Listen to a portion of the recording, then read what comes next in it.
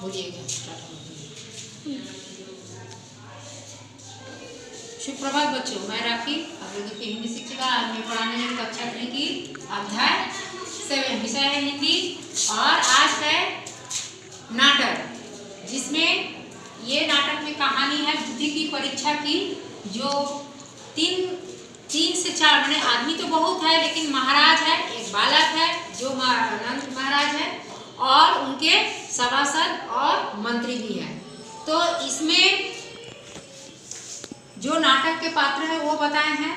इसमें को राजा अपने सिंहासन पर बैठे हुए हैं और सभासद भी अपने आसन पे बैठे हुए हैं और मंत्री भी।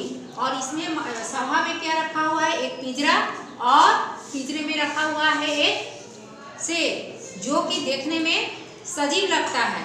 वो जिंदा है कि मुर्दा है ये नहीं पता चल रहा है कैसा है, लेकिन लग रहा है सजीव जिंदा है, पिंजरे में रखा हुआ। अब इसमें महाराज किसका परीक्षा लेते हैं, कैसे क्या होता है, से कहानी नाटक पढ़ने के बाद पता करते हैं कि क्या कहानी में बुद्धि की परीक्षा में क्या जीता और कैसे परीक्षा महाराज दिए। तो महाराज कहाँ के महाराज थे, ये पाटलिपुत्र के महाराज कौन थे, राजा नंद थे। और ये जो बालक के बारे में हम बताए हैं, बालक के हैं, आगे चल के यही बालक जो कि बने चंद्रगुप्त मौर्य नाम से मौर्य वंश का बहुत बड़ा प्रसिद्ध राजा बने हुए बड़ा होके, और मंत्री और सभासद। तो महाराज क्या कर रहे हैं, राजा सिंहासन पर बैठे हुए हैं और सभासदों से बोलते हैं कि आज मैं तुम अभी सब लोगों का परीक्षा लेना चाहते हूँ बुद्धि की, जे आप लोग कितना बुद्धिमान है। तो महाराज पिंजरे की तरफ इशारा करके बोलते हैं सभासदों से, जे पिंजरा को देखिए आप लोग, और इसमें जो शेर है ये जो इसको क्या करना है, बिना खोले पिंजरा को खाली कर देना है। और आप कैसे खाली कीजिएगा, से अपना परिचय दीजिए। तो सभी सभासद क्या किए, वो पिंजरे की तरफ देखा शेर को, और वो लोग सोच में डूब गए जे कैसे ये पिंजरा बिना खोले शेर को बाहर निकाला जाएगा। और सभासद में क्या हुआ, सोचने के कारण सभासदों के पूरा राज्यसभा में सन्नाटा छा गया।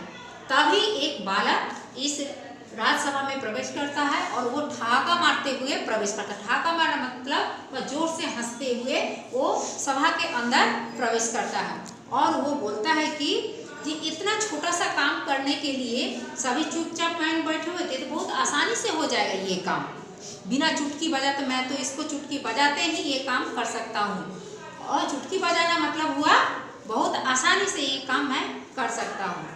महाराज गुस्सा गए बालक को राज्यसभा में प्रवेश करने के कारण, और क्रोध से बोलने लगे, हे मूर्ख बालक, तुम राज्यसभा में क्यों आए हो, जाओ बाहर जाके तुम खेलो। जो कि ये बड़ी कठिन समस्या है और सभासद इसको समस्या का हल नहीं कर पाए, तुम क्या कर पाओगे। बालक पूरे आत्मविश्वास के साथ, मतलब बड़े भरोसा के साथ बोला कि महाराज आप मुझे आज्ञा दे तो मैं ये समस्या का समाधान कर दूंगा। तो वो बोलता है अज्ञानी बालक, ये तो बोले ही राजा, तो बोलते तुम ठीक है, तुम प्रयत्न करो, मतलब तुम कोशिश करो ये बिना पिंजरा खोले ही इसको बाहर निकालने का। अगर यदि तुम ये काम सफल ना कर सके, तुमसे यदि ये काम नहीं होता है तो तुमको क्या मिलेगा, सजा मिलेगा। तो बालक क्या हुआ, निर्भीक होके, मतलब निडर होके महाराज के बोले, महाराज ये काम आप मुझे पहले आज्ञा तो दीजिए, तब मैं ये काम बिना पिंजरा खोले ही बात को बाहर निकाल दूंगा। और आपको मुझे पूरा अपने आप पर विश्वास है कि आपको सजा देने की कोई आवश्यकता ही नहीं होगी, उसके पहले ही मैं पिंजरा खोल के इस शेर को बाहर निकाल दूंगा। राजा तब बोलते हैं ठीक है, अब तुमको मैं परमिशन दे रहा हूँ, जे तुमको ये आज्ञा दे रहा हूँ कि तुम इस काम को तुम करो, जब बिना पिंजरा खोले ही शेर को बाहर निकालो, लेकिन जब तुम्हें नहीं करोगे तो तुमको सजा मिलेगी। बालक क्या किया, जब बालक को सजा आदेश मिला जो उसको खोलने का, तो बालक क्या किया, ये लोहे के पिंजरे के चारों ओर आग लगा दिया। और देखते ही देखते क्या हुआ, कुछ देर में आग का जो धाक, गरम धाक लगने लगा, तो उसमें से मोम सब पिघल के बाहर आने लगा धीरे धीरे। और इसके बाद क्या हुआ, पिंजरा खाली हो गया, धीरे धीरे धीरे मोम पिघल के पूरा खाली हो गया पूरा से। महाराज प्रेम पूर्वक जब ये सारा चीज जब होने लगा, आग जल रहा था, तो सारी सभासद आँख एकदम उसी पर नजर टिकाए हुए थे, जो देखते हैं ये बालक कर पाता है कि नहीं काम। तो जब सारा पिंजरा खाली हो गया बिना खोले ही, तो महाराज बोलते हैं साधु वत्स साधु, हाँ मतलब शाबाश बेटा शाबाश, कहने का मतलब हाँ ये आओ यहाँ आओ, तुम तो सचमुच तुम तो सचमुच बुद्धिमान हो। और महाराज बहुत खुश हुए। बालक ने विनम्रतापूर्वक राजा बच्चे की प्रशंसा करने लगे, और जो बालक राजसभा में आए हुए थे वो महाराज को प्रेम पूर्वक नमस्कार किया। और बालक बोले महाराज सब,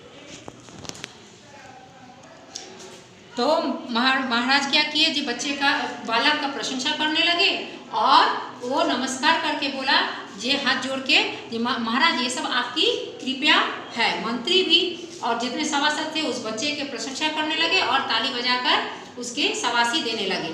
तो राजा आज्ञा दिए मंत्री जी आप इस बच्चे के लिए पुरस्कार लाइए। तो मंत्री जी ने पुरस्कार लाते हैं और महाराज उसको पुरस्कार बच्चे को देते हैं। तो इस तरह से बुद्धि की परीक्षा होती है और बालक इस परीक्षा में पास भी होता है और उसकी बुद्धिमत्ता की पता चलता है। तो चलो अब देखते हैं इसमें इस कहानी से हमको क्या क्या कठिन शब्द मिले हैं उसका अर्थ पता करते हैं। राज सिंहासन, राज सिंहासन मतलब हुआ राजा के बैठने की ऊंची गद्दी। सभासद मतलब दरबारी, आसीन मतलब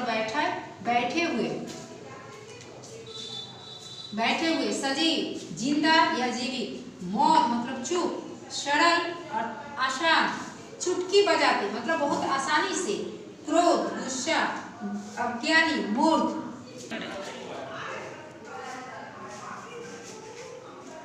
बोले निर्भीक निडर, अग्नि आग, साधु शाबाश, वत्स बेटा, प्रशंसा बड़ाई, कृपया मेहरबानी, पुरस्कार इनाम। तो ये जो कहानी हम पढ़ाए नाटक का इसको आप लोग घर पे पढ़िए और ये जो शब्दार्थ सब है इसको याद कीजिए। और आज के लिए इतना ही, धन्यवाद।